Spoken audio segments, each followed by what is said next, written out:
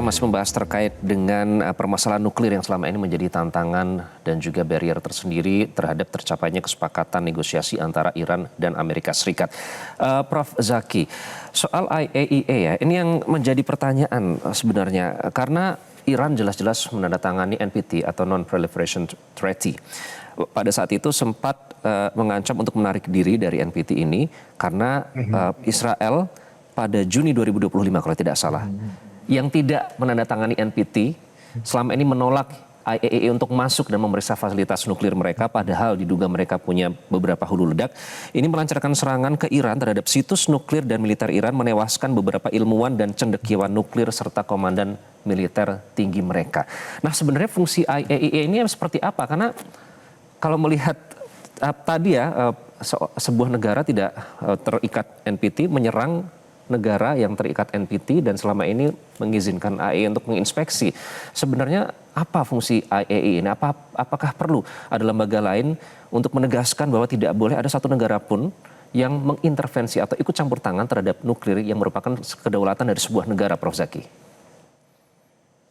Iya, sebetulnya kalau non-proliferation treaty itu sebetulnya fungsinya adalah perjanjian untuk menjamin suatu negara tidak berusaha untuk menyebarkan atau mencari fasilitas untuk mengembangkan senjata nuklir ya.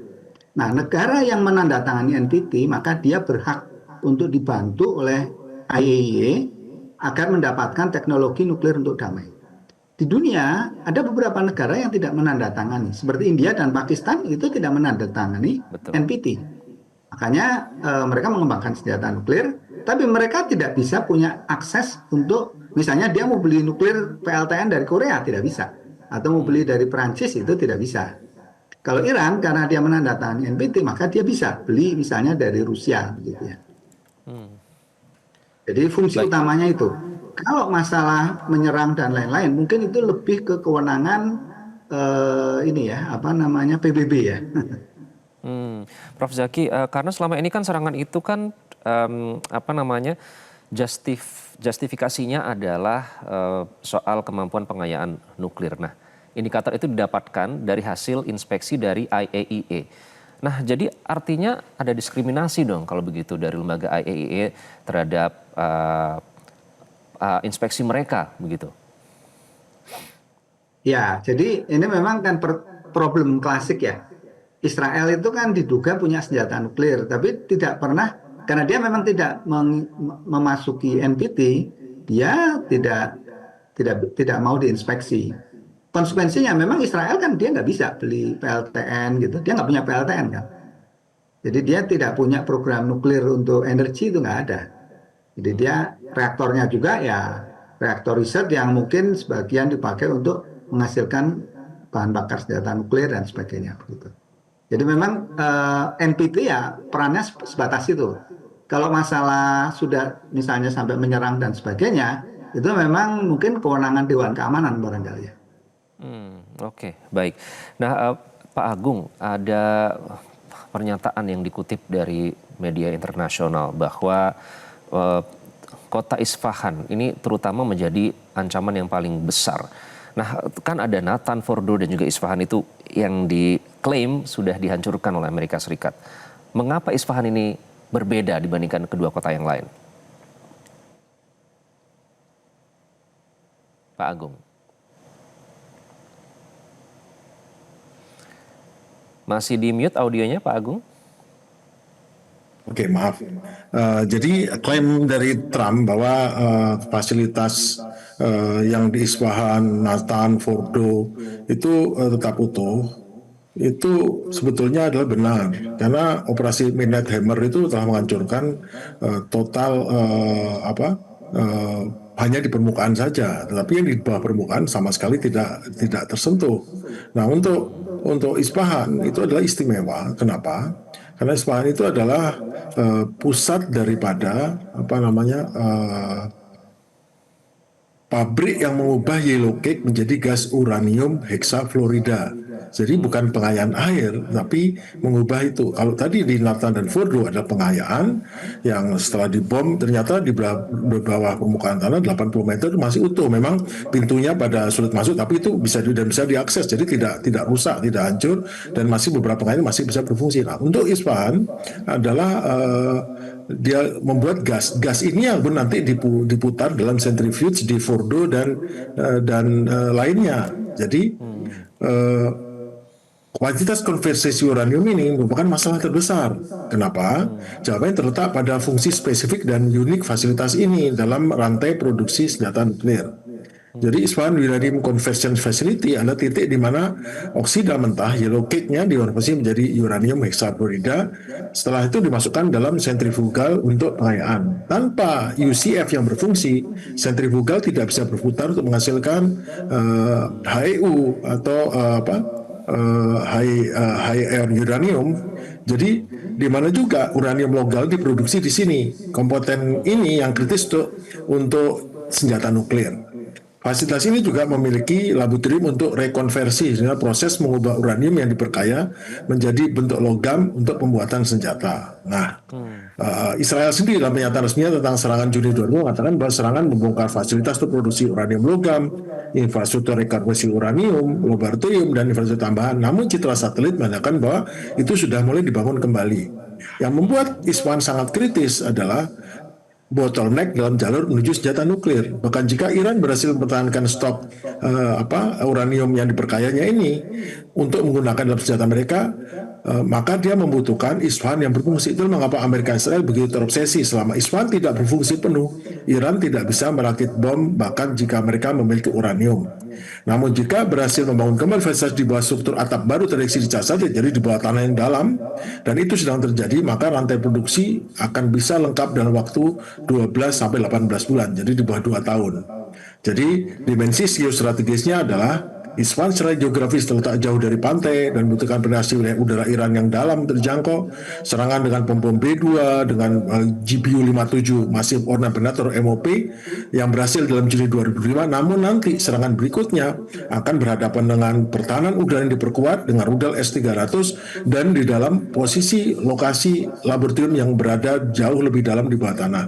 Jadi fasilitas itu sekarang dilindungi oleh Integrated Air Defense System yang sangat rapat, berada di tengah daripada Iran, dan menjadi strike brigade berikutnya akan mematikan. Jadi Isfahan adalah center of gravity dengan program nuklir Iran, bukan saja simbolis tapi dalam pengertian teknis murni.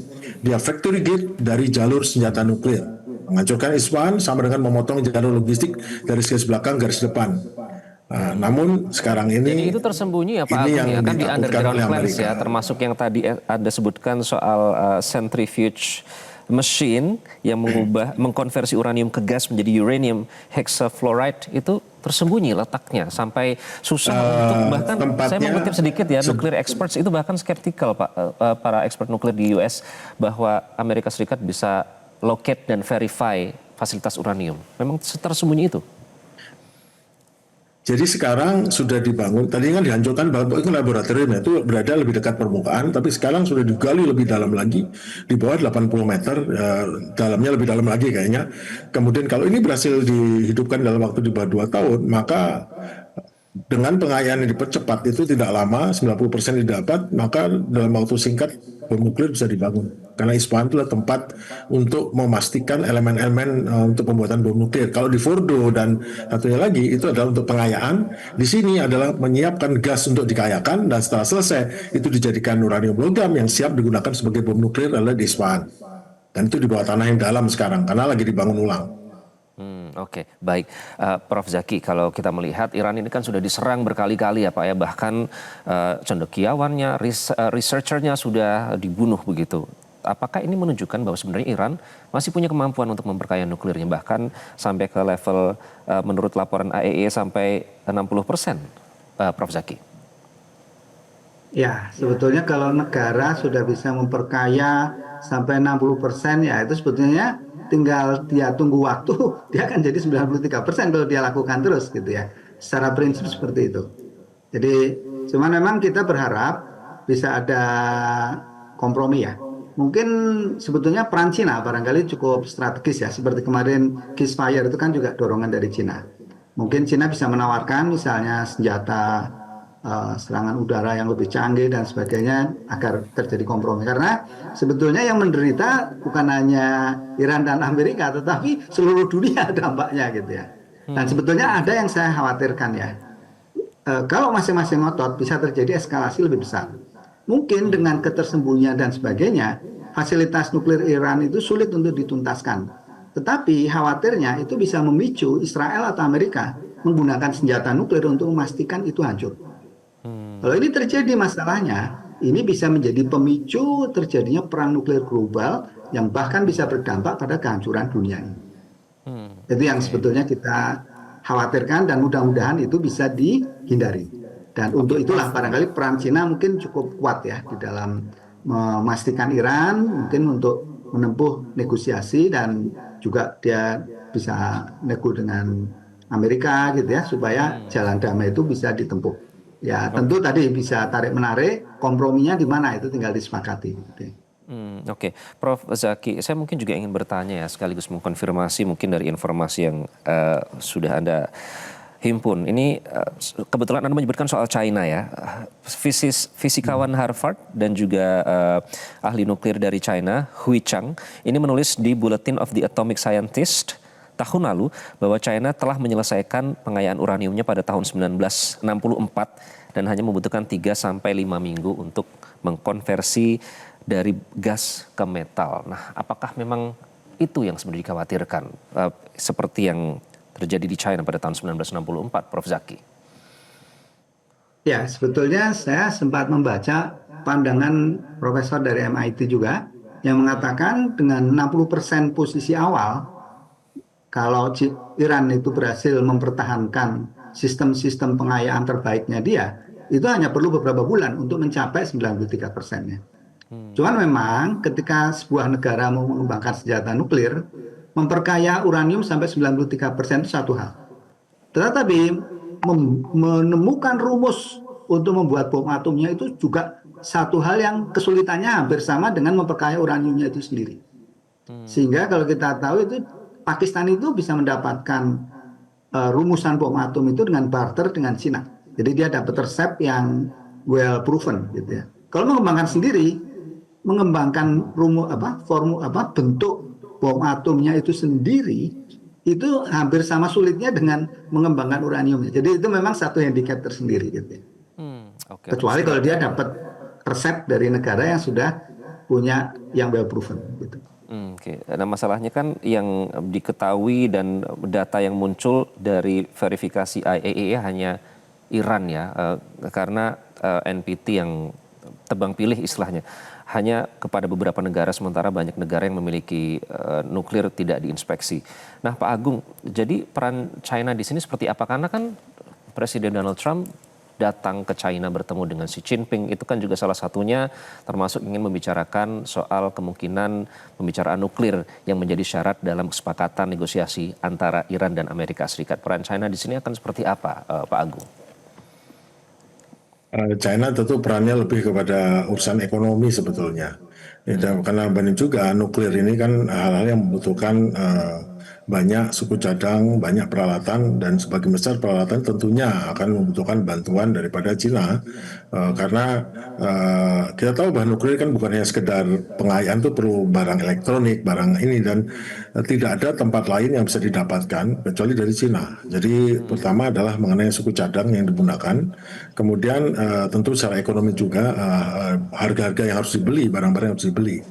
Namun tentu Cina tidak menginginkan Iran yang punya senjata nuklir langsung, karena itu kan menambah risiko. Tetapi yang ditakutkan oleh Amerika dan Israel adalah Iran yang memiliki ambang batas nuklir. Jadi dia setiap saat dia bisa mengembangkan nuklirnya, bukan yang memiliki nuklir tapi kemampuan untuk meningkatkan nuklir. Sehingga dengan itu maka akan sulit untuk diancam, sulit ditakut-takuti, sulit ditekan. Sehingga itu yang paling ditakutkan, karena lebih menakutkan itu daripada punya senjata nuklir. Karena begitu punya senjata nuklir, ya untuk apa digunakan? Karena penggunaan senjata nuklir akan membuat ada balasan nuklir, dan yakin Iran tidak akan menggunakan untuk menyerang Amerika, menyerang lainnya, karena ada konsekuensi nuklirnya. Tetapi itu akan ada psikologis, karena pada akhirnya dengan nuklir juga tidak ada sebuah negara yang akan berani menyerang Iran secara masif seperti sekarang, nggak akan semena-mena. Contohnya adalah Korea Utara, nggak ada yang berani ganggu Korea Utara kan. Nah, karena orang nggak bisa mengukur kan. Nah, sama juga. Betul. Jadi Iran yang tidak punya senjata nuklir masih bisa ditekan.